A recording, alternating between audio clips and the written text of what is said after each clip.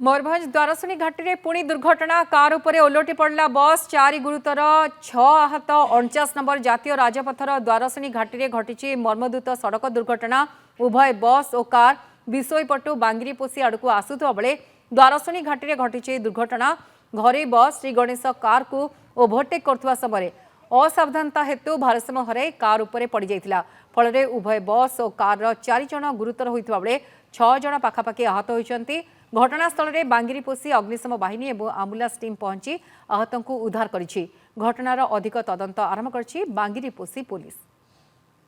car slow चलथिलु